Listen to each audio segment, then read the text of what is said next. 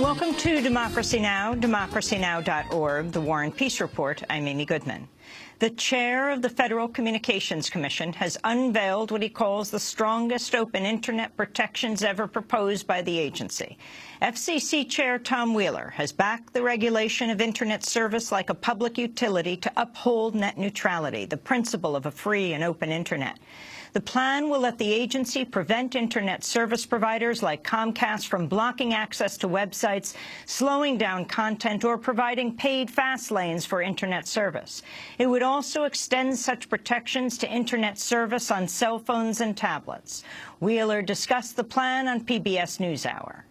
What we're doing is we're taking the legal construct that once was used for phone companies and paring it back to modernize it so it specifically deals with this issue. So it's not really utility regulation, but it is regulation to make sure that there is somebody watching out for the consumer, that, like you said, there's no paid prioritization, there's no blocking, there's no throttling, and most important, there will be ongoing rules in perpetuity so that there'll be a yardstick to measure what's fair for consumers. Wheeler, a former lobbyist for the cell phone and cable industries, was initially expected to take a strong stand on net neutrality. His proposal comes after the FCC received a record-setting number of comments, nearly 4 million, almost all in support of strong protections. Democratic Senator Ed Markey of Massachusetts hailed the proposal. Today is a day where consumers and innovators, entrepreneurs, anyone who counts on the Internet to connect to the world is going to now be protected in the 21st century. Reclassifying broadband under Title II is a major victory for our economy, for our consumers, and for free expression of ideas. The FCC will vote on Wheeler's proposal on February 26th. The militant group Boko Haram appears to have conducted another massacre. A local source told Reuters news agency the militants killed more than 100 people in the Cameroonian town of Fotokol, murdering people inside their homes and a mosque. This comes as the Chadian government claims to have ousted Boko Haram from the Nigerian border town of Gamburu Ngala, which the militants have held for months. In other news from West Africa, medications shown effectiveness in treating some patients with Ebola. The drug, favipiravir, appears to have cut the mortality rate in half for patients with low to moderate levels of the virus. The news comes as the World Health Organization's announced a rise in the weekly cases of Ebola for the first time this year, with 124 new cases confirmed last week in Guinea, Sierra Leone, and Liberia. About 9,000 people have died in the outbreak. Secretary of State John Kerry has arrived in Ukraine for talks as the United States considers arming Ukraine in its fight against Russian-backed rebels. German Chancellor Angela Merkel and French President François Hollande are also traveling to Kiev today to float a new peace proposal before continuing on to Moscow Friday to meet with Russian President Vladimir Putin. The talks come as renewed fighting has killed over 200 people in the past 3 weeks. President Obama's nominee to lead the Pentagon has voiced support for providing arms to Ukraine. During his confirmation hearing, Ashton Carter also said he would consider recommending changes to President Obama's plan for withdrawing troops from Afghanistan by the end of next year. Carter has a long history at the Pentagon, where he once served as the chief arms buyer. In 2006, he backed a preemptive strike against North Korea if the country continued with plans for a missile test. On Wednesday, Carter was asked by New Hampshire Republican Senator Kelly Ayotte if he would resist pressure from the White House to transfer prisoners from Guantanamo. I would ask you to tell us and to make a commitment to this committee that you will not succumb to any pressure by this administration to increase the pace of transfers from Guantanamo. Will you commit to that? Absolutely. So. The U.S. diplomat leading historic talks with the Cuban government has rejected Cuba's calls to return Guantanamo. President Raul Castro has said restoring Havana's control of the bay is a prerequisite for normalizing ties with the United States, which has controlled the area of Cuba since 1903. But Assistant Secretary of State Roberta Jacobson said the Obama administration has refused to consider it. The issue of Guantanamo is not on the table in these conversations. I want to be clear that what we're talking about right now is the reestablishment of diplomatic relations, which is only one first step in normalization. Obviously, the Cuban government has raised Guantanamo. We are not interested in discussing that. We are not discussing that issue or return of Guantanamo. A federal judge has given the Obama administration 1 week to explain why it's failed to comply with a court order to outline its justification for withholding more than 2,000 photographs showing the torture of prisoners in Iraq and Afghanistan. For over a decade, the American Civil Liberties Union has been fighting for the release of the photographs, which are said to be more disturbing than the famous images of torture by U.S. forces at Abu Ghraib in Iraq. In October, the judge ordered the government to outline for each photograph its reasons for keeping the images secret, but the government has not done so. The prominent Palestinian activist and professor Sami Al-Arian has been deported from the United States.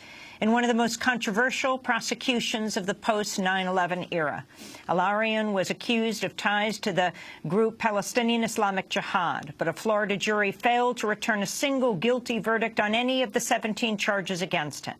After prosecutors refiled charges, Professor Al-Arian chose jail time and deportation rather than face a second trial.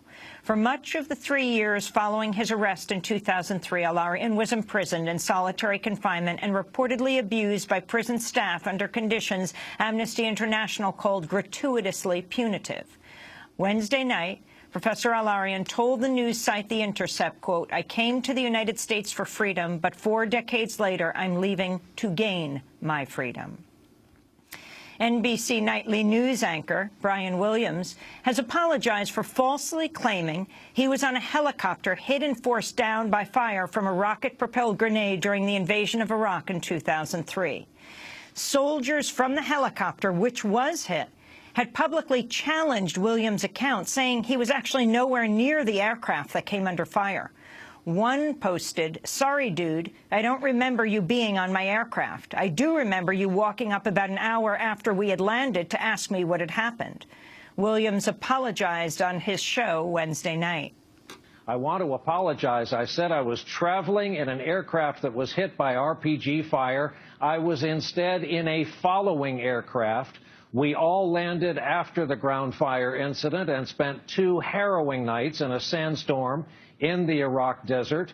This was a bungled attempt by me to thank one special veteran and, by extension, our brave military men and women, veterans everywhere, those who have served while I did not. I hope they know they have my greatest respect and also now my apology." News anchor Brian Williams blamed the fog of memory for causing him to misremember the event, but he's made the claims before, including during an interview with David Letterman in 2013. 2 days after the 2003 attack, Williams described it differently, saying, quote, "The Chinook helicopter ahead of us was almost blown out of the sky." But NBC archives show a clip from that day titled "Target Iraq, Helicopter NBC's Brian Williams was riding in comes under fire."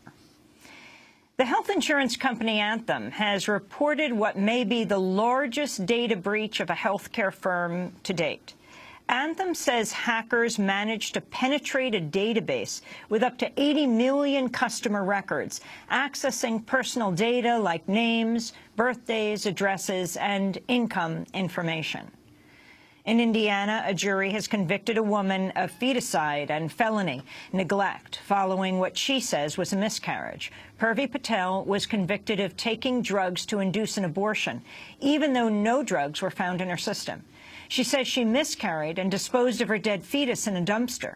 A state pathologist used a scientifically contested float test to claim Patel's fetus was born alive, while a defense expert said the fetus was not viable. The charges appear mutually exclusive, since feticide applies to a fetus which dies in the womb, while felony neglect applies to live children. But Patel was convicted of both. She faces up to 70 years in prison. Reproductive health advocates say her case is part of an increasing criminalization of pregnant women. A state lawmaker in Utah has apologized for publicly questioning whether raping an unconscious spouse should be considered rape. Republican State Representative Brian Green made the remarks Tuesday during a debate over a bill on consent. Because it looks to me now like sex with an unconscious person is, by definition, rape. I hope this wouldn't happen, but this opens the door to it. An individual has sex with their wife while she is unconscious, or he, the other way around, if that's possible, I don't know. But a prosecutor could then charge that spouse with rape. Utah State Representative Green issued an apology Wednesday saying, quote, "I abhor sexual assault under any circumstances, including within marriage." And a new report finds the college completion gap between rich and poor in the United States has doubled over the past 40 years. The study by two educational research groups found that since 1970, the percentage of students from the wealthiest families who obtain a bachelor's degree has risen dramatically, from 44 to 77%. But the percentage of the poorest students who obtain bachelor's degrees has risen just 3 points over the same time period to 9%. Federal Pell Grants for students have not kept pace with rising tuition costs. The news comes as President Obama has proposed making 2 years of college free. And those are some of the headlines. This is Democracy Now!, democracynow.org, The War and Peace Report. I'm Amy Goodman. And I'm Nermeen Sheikh. Welcome to our listeners and viewers around the country and around the world.